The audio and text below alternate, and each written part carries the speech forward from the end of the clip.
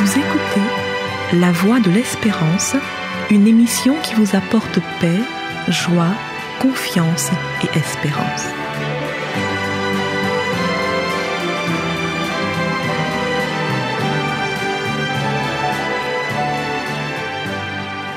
Bonjour la Guyane et bonjour à tous depuis la Guyane. Du dimanche 20 novembre au dimanche 18 décembre de l'année 2022, la Coupe du monde de football au Qatar va rythmer nos journées. Toutes les grandes chaînes de TV du monde seront présentes pour permettre aux habitants de la Terre de vivre en direct les exploits des stars du ballon rond.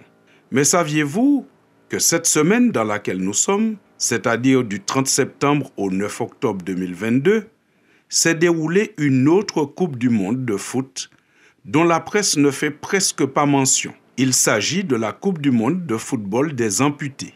24 équipes nationales y ont participé, dont celle d'Haïti et de France. Il est à noter qu'après avoir battu la France en match de groupe et les USA en huitième de finale, ce mercredi 5 octobre, l'équipe d'Haïti s'est qualifiée pour les quarts de finale. Même si les grands médias n'en parlent pas, cette Coupe du monde de football pour amputés existe bel et bien. Et en réfléchissant bien, on est en droit de se demander si ces joueurs ne sont pas les véritables stars du foot. Des hommes qui, après l'amputation d'un membre, font preuve de résilience, arrivent à rebondir pour continuer à pratiquer leur sport favori, même si c'est un peu différemment. En effet, dans le foot pour amputés, les joueurs de champ peuvent avoir deux mains, mais une seule jambe. Les gardiens de but peuvent avoir deux jambes, mais une seule main.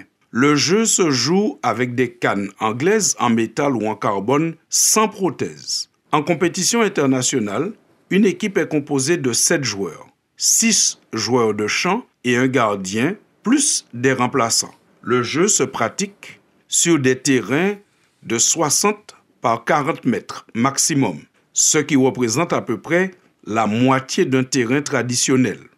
Le jeu peut aussi se pratiquer en salle, sur un terrain de hand ou de basket. La durée des matchs se décompose en 2 périodes de 25 minutes, avec une pause de 10 minutes.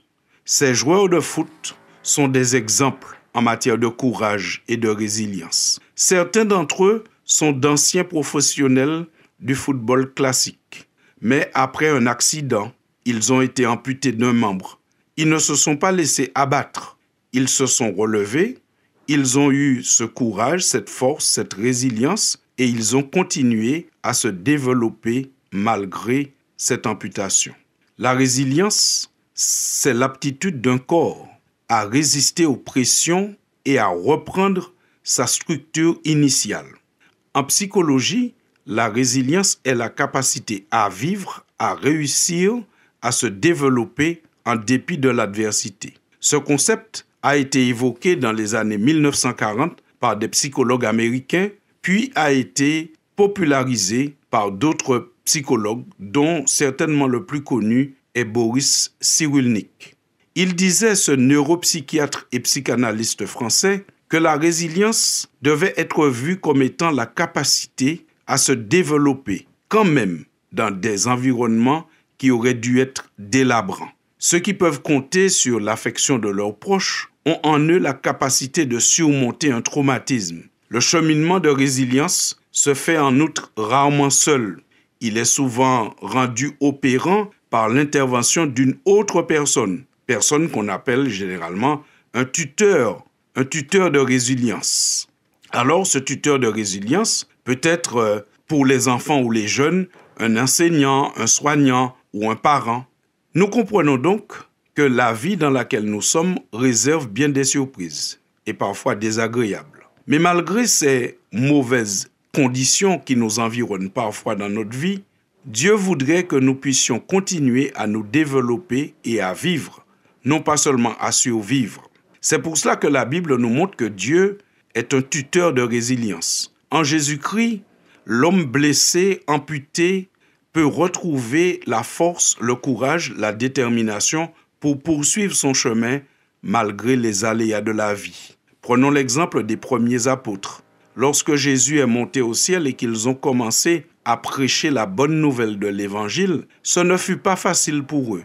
Dieu n'a pas ôté de leur chemin tous les obstacles. Au contraire, le livre des Actes nous dit au chapitre 4 qu'ils ont été arrêtés, maltraités. Mais malgré le fait qu'ils étaient arrêtés, menacés, ils poursuivaient leur chemin en disant ceci. « Et maintenant, Seigneur, vois leurs menaces et donne à tes serviteurs d'annoncer ta parole avec une pleine assurance, en étendant ta main pour qu'il se fasse des guérisons, des miracles et des prodiges par le nom de ton saint serviteur Jésus. » Quand ils eurent prié, le lieu où ils étaient assemblés trembla. Ils furent tous remplis du Saint-Esprit et ils annonçaient la parole de Dieu avec assurance. Texte à lire dans le livre des Actes au chapitre 4, à partir du verset 29 jusqu'au verset 31. Nous comprenons bien que la poignée d'hommes que Dieu a utilisée pour conquérir le monde, pour transmettre l'Évangile à la terre entière, ils n'avaient pas toujours les bonnes conditions. Certains d'entre eux étaient même affectés dans leur chair, comme l'apôtre Paul, qui visiblement avait des problèmes avec ses yeux. Quand il écrit aux Galates, il leur précise « C'est bien moi qui ai écrit cette lettre, car voyez avec quelle grande lettre je vous ai écrit de ma propre main. » Galates 6, verset 11. Autrement dit, il ne voyait pas très bien et il devait faire de grosses lettres quand il écrivait. Aux Galates encore, l'apôtre dit dans sa lettre au 4e chapitre que ses yeux représentent pour lui une situation de honte, mais que malgré tout, les gens de cette ville ne se sont pas détournés de lui. Non, les apôtres n'avaient pas la vie facile. Non, les apôtres n'avaient pas tout obstacle enlevé de leur chemin et de leur parcours. Mais comme Jésus-Christ est un tuteur de résilience, dans leurs difficultés, dans leurs problèmes, Jésus leur donnait la force et ils continuaient à s'épanouir et à accomplir la mission. Et si nous aussi, à l'exemple de ces joueurs de foot pour amputés, qui jouent actuellement une Coupe du Monde, si nous aussi, malgré nos amputations, nos faiblesses, nos manques, nos pertes, nous disions à Dieu, « Et maintenant, Seigneur, vois les menaces qui m'entourent et donne à ton serviteur la force d'annoncer ta parole avec une pleine assurance. » Ou encore, la force de poursuivre le chemin dans la vie avec assurance, sans tomber dans le découragement, la négligence, la drogue ou l'alcool. Certainement, si nous faisions comme les apôtres cette prière, Dieu nous donnerait cette force, cette résilience qui est dans ces joueurs de football que nous devrions admirer et dont on devrait beaucoup plus parler et qui était aussi dans les apôtres. À vous tous, l'équipe de la Voix de l'Espérance souhaite que nous puissions, par la grâce de Dieu, faire preuve de résilience dans nos vies et continuer à avancer malgré un environnement qui devrait être délabrant. À bientôt, chers auditeurs. Mais au milieu des combats, il se tient tout près de toi pour te rappeler constamment que sa force est ton soutien.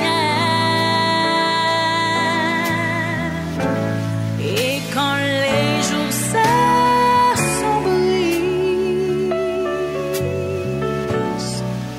il n'est pas tellement loin. Sur lui, tu peux compter. Il t'entendra prier au milieu des combats. C'était La Voix de l'Espérance, une émission préparée par l'Église adventiste du 7e jour. Si vous désirez avoir une copie de la causerie d'aujourd'hui, demandez-la. Elle vous sera donnée gracieusement. Écrivez à La Voix de l'Espérance, boîte postale 169 97 324, Cayenne, CEDEX, ou téléphonez au 0594 25 64 26. Merci chers auditeurs et à bientôt.